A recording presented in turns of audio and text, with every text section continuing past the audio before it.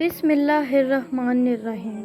السلام علیکم ناظرین، حضرت موسیٰ علیہ السلام کے پاس ایک نوجوان آیا اور درخواست کی، اے اللہ کے نبی، میں نے سنا ہے کہ آپ تمام حیوانات کی بولیاں جانتے ہیں، اور جب یہی جانور آپس میں باتیں کرتے ہیں تو آپ ان کی باتوں کا مطلب خوب سمجھتے ہیں۔ آپ یہ فن مجھے بھی سکھا دیجئے تاکہ میں بھی جانوروں کی بولیاں سن کر اللہ کی معرفت حاصل کر سکوں۔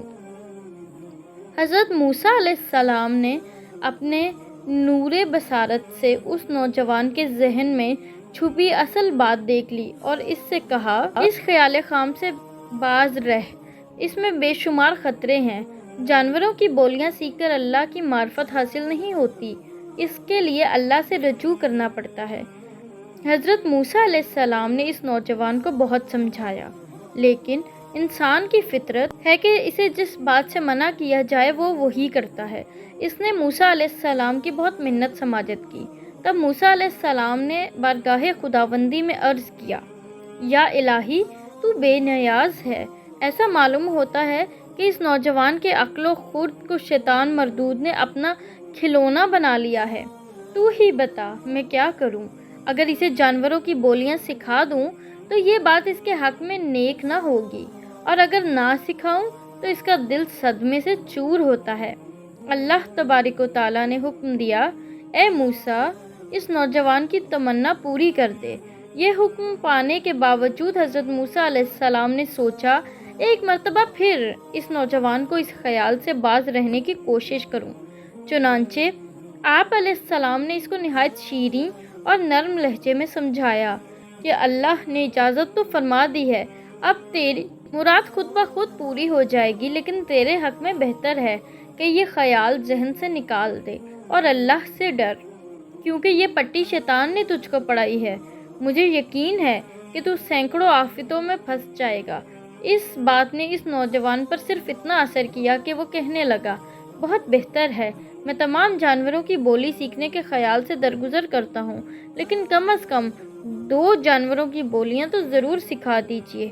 ایک اس کتے کی بولی جو میرے مکان کے دروازے پر پہرا دیتا ہے، اور دوسری اس مرغ کی بولی جو میرے گھر میں پلا ہوا ہے۔ بس میرے لیے ان 2 جانوروں کی بولی سمجھ لینا بہت ہے۔ حضرت موسیٰ علیہ السلام نے فرمایا، اچھا، جا، آج سے ان دونوں حیوانوں کی بولی کا فن میں نے اللہ کے حکم سے تجھ کو عطا کر دیا ہے۔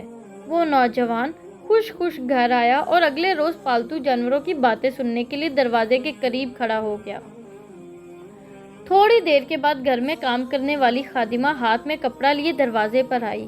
اس میں رات کا بچا کھچا روٹی کا ایک ٹکڑا تھا۔ وہ خادمہ نے باہر پھینک دیا۔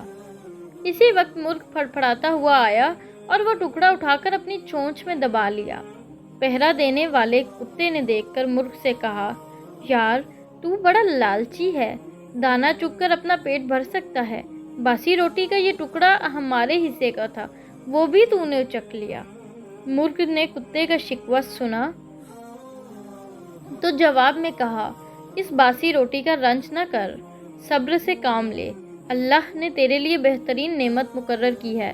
کل ہمارے مالک کا چہیتا گھوڑا مرنے والا ہے، اس کا گوشت خوب پیٹ بھر کر کھائیو، یوں اللہ تجھے بے کوشش اور بے مشقت رزق عطا کرے گا۔ اس نوجوان نے مرغ کی بات سنتے ہی تھان پر سے گھوڑا کھولا، بازار میں لے جا کر اس کے دام کھڑے کیے اور خوشی خوشی گھر واپس آ گیا۔ اگلے روز پھر خادمہ نے دسترخوان جھاڑا تو روٹی کا ٹکڑا زمین پر گرا۔ مرغ ایک مرتبہ پھر اچک کر لے گیا اور کتا منہ دیکھتا رہ گیا۔ آخر اس نے مرغ سے کہا، اے مرغ، تو بڑا چالاک اور فریبی ہے، تو نے کل کہا تھا کہ آقا کا گھوڑا مر جائے گا اور مجھے خوب پیٹ بھر کر گوشت کھانے کو ملے گا۔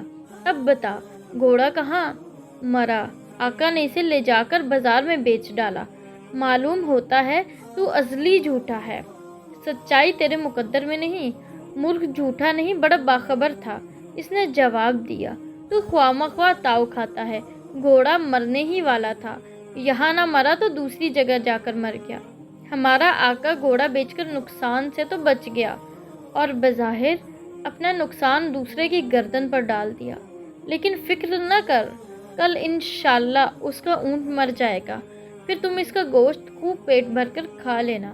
نوجوان نے یہ بات سنی تو فوراً اونٹ کو کھولا اور بازار میں لے جا کر فروخت کر ڈالا اور جانور کے مرنے کے صدمے اور رقم کے نقصان سے چھٹکارا پایا۔ دل میں خوش تھا کہ ان جانوروں کی بولیاں سیکھ کر فائدے میں رہا۔ تیسرے دن کتے نے مرغ سے کہا، تو بڑا فریبی نکلا، آخر جھوٹ بولنے میں مزہ کیا آتا ہے تم کو؟ مرغ نے کتے کی بات سن کر کہا، میں جھوٹ نہیں بولتا، مالک نے ان کو لے جا کر بیچ ڈالا اور وہ اونٹ جس بدنصیب نے خریدا اس کے گھر جا کر مر گیا ہے۔ بہرحال تم غم نہ کر، کل ہمارے آقا کا غلام مر جائے گا، موت نے اس کو تاک لیا ہے۔ غلام کے مرنے کے بعد آقا فقیروں کو روٹیاں اور گوشت بانٹنے کا اہتمام کرے گا، پھر تیرے مزے ہی مزے۔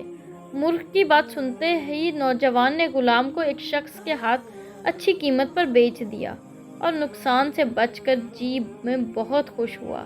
اس نے دل میں کہا، اللہ کا شکر ہے، اس نے مجھے 3 حادثوں سے بال بال بچا لیا۔